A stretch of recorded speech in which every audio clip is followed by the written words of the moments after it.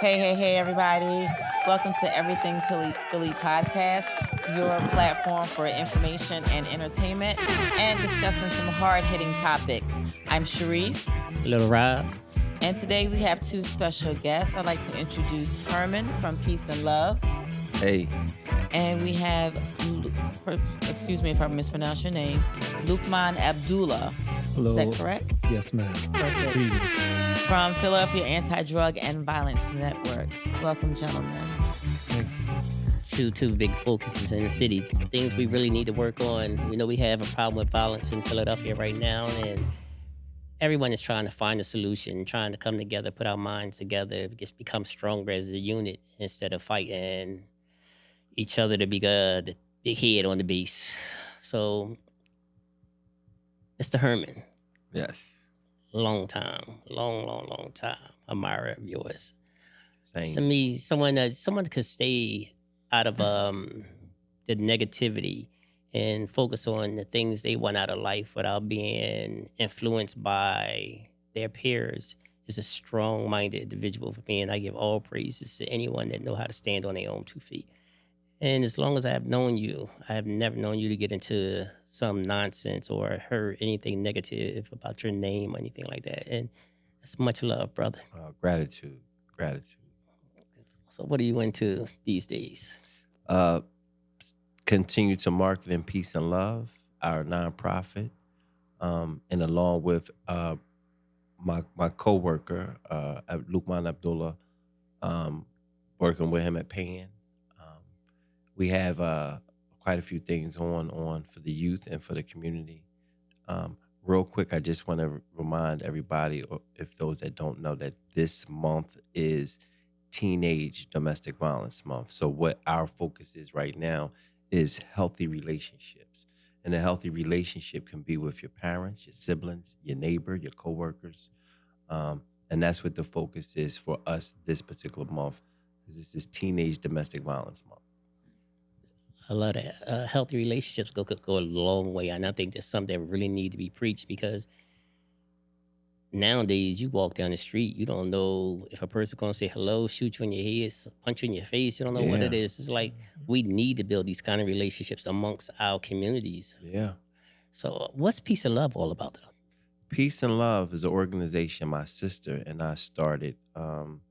Actually, this year is 19 years, be 20 years next year.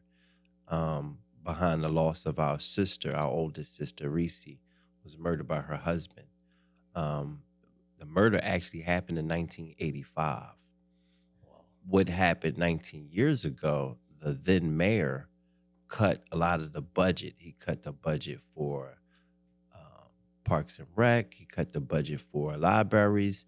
And he cut the budget for the only women's shelter that our sister was in back in 85. So me and my sister at this time, we owned a nightclub in Manayunk. And we had Monday meetings, after the weekend, we would have our Monday meetings at the club. And again, at that time, I had a full-time job, club owner. She had a full-time job, club owner. So we're meeting, our Monday meeting. It's like, yo, did you see what the mayor did? That budget got cut. It's like, yo, we got to do something. And it was like, we came up with the idea of being the voice for the voiceless because there's still a lot of people that are suffering from domestic violence. And at that time, our sister was 15. He was 16 when they hooked up. 10 years later, she's 25. He's 26. And he murdered our sister. Sad to hear that. And on this journey, one of the lessons was learning forgiveness because we forgave him for what he did. So again, with doing this work, we want to encourage people to forgive, but understanding that it's not easy. It didn't happen for me overnight. It actually took me 20 years to process that I had to forgive him. So with Peace and Love, we encourage using art as a form of therapy. We talk about the power of forgiveness. And we do makeovers for survivors of domestic violence. And that's what I was going to mention. Wanted to also drop a plug in for the 14th of this month. We're catering to a group of ladies from one of the women's shelters because it's nothing like being in that environment on a day like Valentine's Day, which I don't support the holiday, but that moment just for us to be able to cater to these women and their children. I'm so excited, looking forward to that. Where that's going to be held at. That is the disclosed location because the women are actively living in the shelter right now.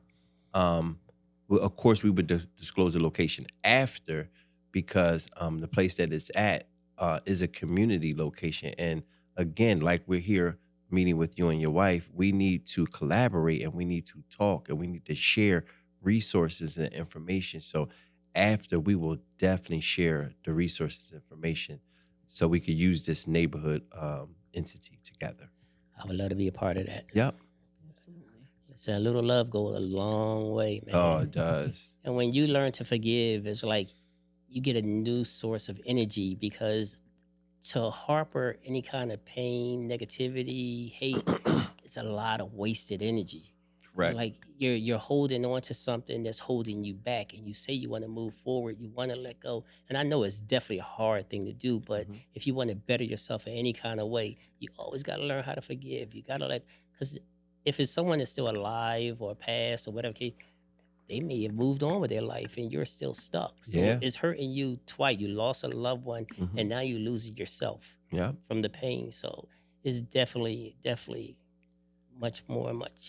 much greater to forgive and learn to love all over again. But like you say, you need programs like yours to learn how to do that because it's not an easy task. No, it's not. It's not easy.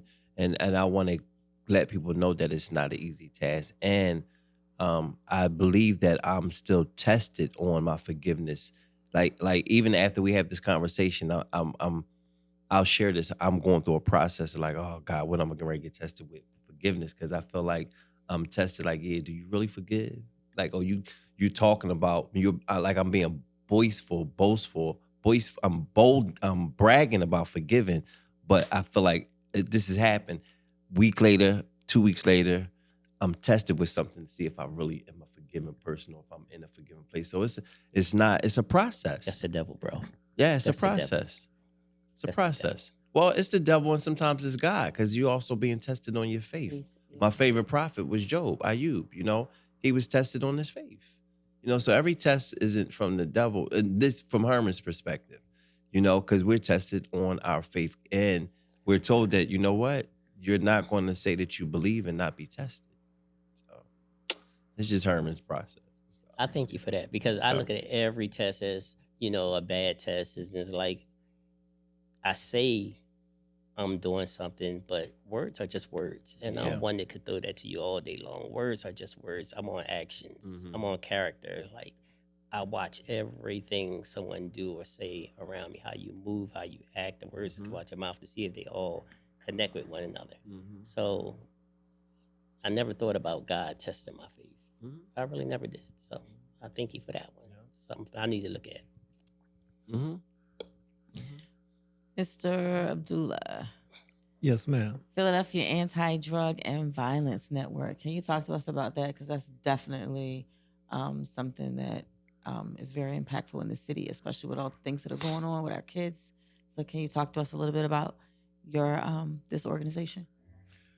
Well, Herman is actually the senior veteran of PAN, but I'll try to give my little input. I'm new. I've only been there for 5-6 months. I work with this guy. This is what I got to deal with at work. Y'all don't understand what I deal with. So let's take it a step before that. Then, how did you come involved into this program? There we go. There you So, go. how did I become involved in this type of work? Yes. So, while I was incarcerated, I read a daily newspaper, and in the daily news, it had 20 young people murdered in the city of Philadelphia, and so the organization it was hitting. What there was highlighted in the newspaper, I said that I wanted to come home and work with that organization when I come home. And that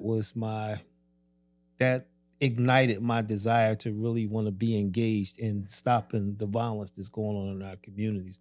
And so when I came home from incarcerated and August of 2005, I went head first engaging in the community with trying to stop the violence. But even prior to that, before I came home, I was developing programs in the institution to empower, educate, and empower young people that was coming through the institution. And so from 2005 on, I've been engaged in various organizations trying to really stop and minimize the violence, working in the schools, talking with young people, trying to give them words of guidance and advice and provide them with resources so that, they can make a difference in their own lives and in the community. And so with PAN, after working with quite a few organizations in this city, I said, well, I want to, come and work with PAN and support the work that they're doing. And I believe that they're doing some real great work. And I believe that we need more organizations and institutions just collaborating with one another to try to minimize and stop some of the violence that's going on. Because right now, a lot of organizations are working in silos. We have individuals competing with grant money, not Yes. realizing that if we join a united force or do a joint venture, we can bring in more resources. That's funny you speak about that because that's one of the problems that we've been running into with the grants. Like, the grants is out there and they're for us, but the people that's actually getting it is for themselves. They're not people that's getting money from the government to help our communities. They're taking the money and doing who knows what with it. They might distribute 5%, 10% of the money in the community, say they did something, a book bag drive, a backpack drive. What is a backpack drive? Something Boy, that costs $5, $3, you give that out to a couple of people and you say you did something for the community. The bag is going to rip in 2 weeks because it's the cheapest material they have in there. Like, what is that doing for our community for real? Let's be honest about this. Like, you're getting $100-something, 50-something thousand, 70-something, whatever it is. You could do a lot for a community with that little bit. With that money. I'm not saying it's a little bit of money because that's quite a bit of money for a neighborhood that's going down in drains. Like, me growing up in Mount Airy, McCluskey Schoolyard was it for me. Like, we always went there, and I'd have told the story several times. And if someone would have donated $50,000 to that community, our basketball courts, because that's the main thing we was into is the basketball courts. And, if somebody would have put new nets, rims, a scoreboard, chairs, whatever the case may be, it would have made it even more hyper to be at that scene, pay for a DJ or whatever. People would have been engaged into those things a lot more because it bring the community together as a unity. Mhm. So that's one of the things I had to do out of my own pocket in my community to bring everybody together. Let me go back a little bit because I could get lost in that conversation.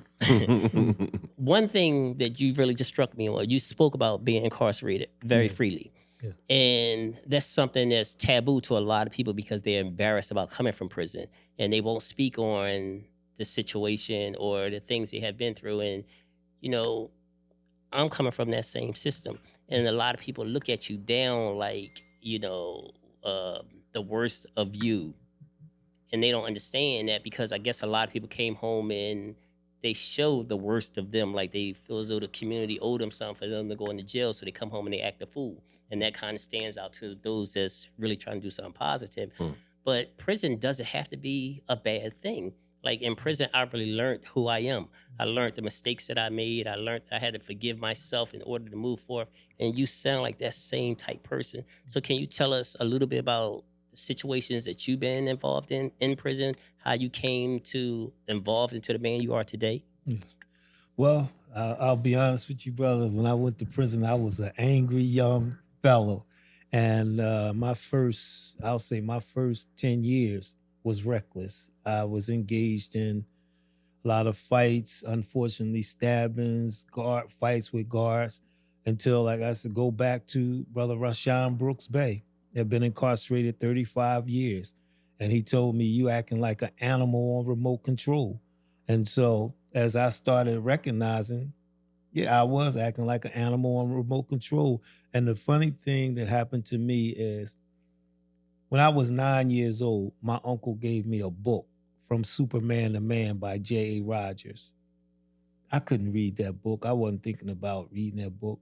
But Rashawn Brooks Bay gave me that same book. Mm. And I sat in that cell and I read that book. And the whole concept of the book was Dixon. He used to work for an ambassador and he knew various languages. He was a real studious brother.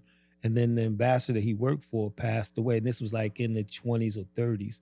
And so he ended up getting a job as a porter on a train. And it was a senator that got on the train, but his whole mindset was he would never sit at the dinner table with a black person and eat.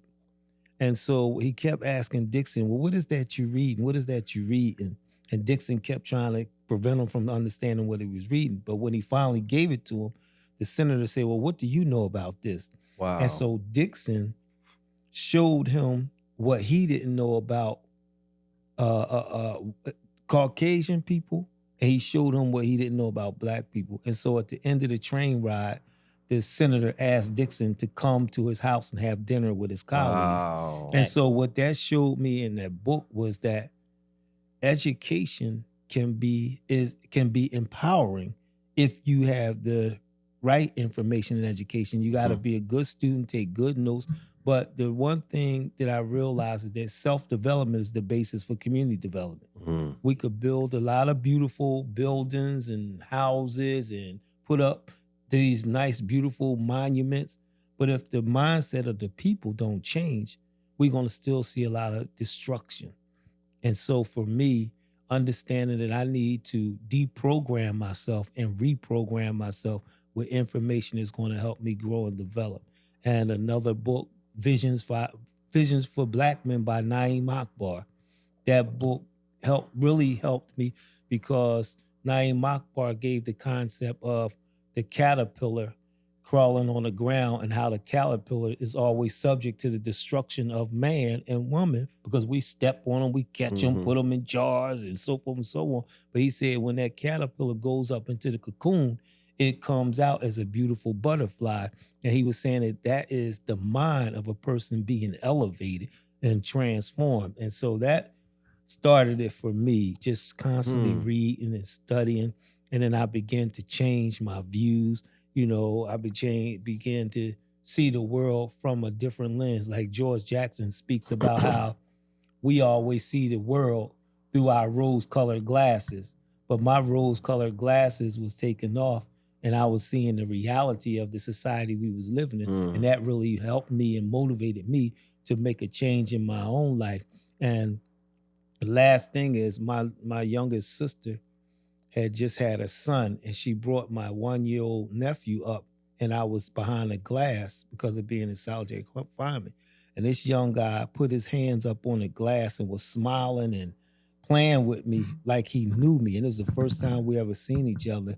And I said that in my mind, I said that if I'm blessed to get out, I'm going to do everything in my power to try to make a difference, not just in his life, but in young people's lives in general. And that was the beginning of my journey. Nice. Powerful. Nice. One of the things is you speak very well, and I like to throw things on the podcast for those who doesn't know. Like you said, education is a powerful thing. One of the other things that you hear about when you come home is you're institutionalized.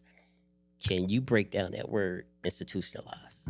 Well, I mean, when you say institutionalized, in so many ways, I may still be institutionalized myself. And the reason why I say this is because, so for me, institutionalized means that an individual is constantly, an individual may not be able to function well in society because their mind is so consumed with the lifestyle they was living in prison.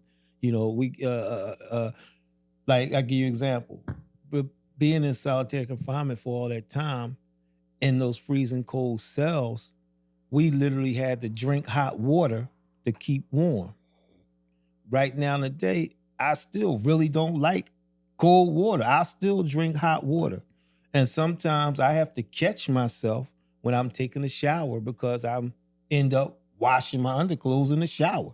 because that's what we did In in the prison. institution. You know, in certain environments I go in, I put my back up against the wall so I could watch everything that's Mhm. going on around me.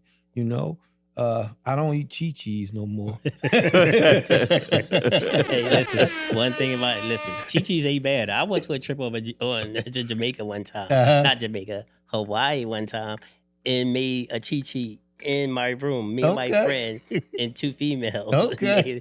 Just so they can show we showing them how we live in Yeah, how there. we live, Like yes. we fortunate out here. You don't Yes. understand the pleasures that we have out here. The gifts that we have out here. This is how we was eating there. We couldn't walk out the door and go to a store and buy what we wanted to eat. Yes, We sir. had to take a pipe cleaner, Mm-hmm. cut the cord of a wire off, Yep.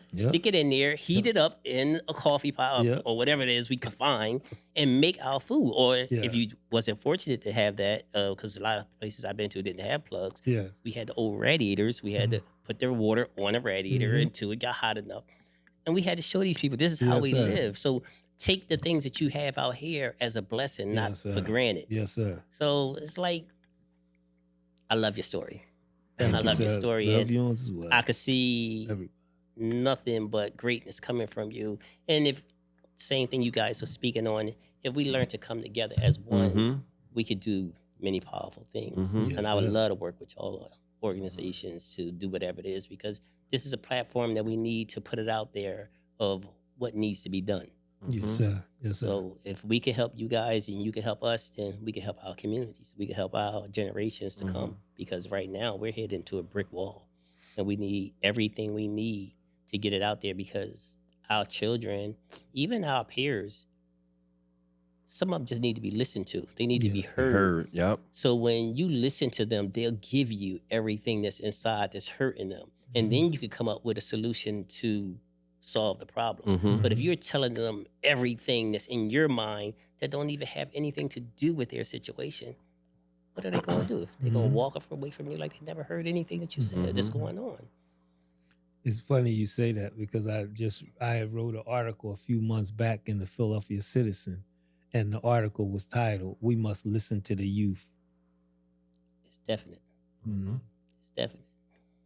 So, I kind of just say, I'm realizing on this journey, it's interesting because I just gave this advice to somebody today. I complimented, she's a single mom that moved to Atlanta, packed up her Chevy back in, I'm going to say 20 years ago, moved to Atlanta, her and her daughter now is a pilot for Delta, and she just got her doctorate.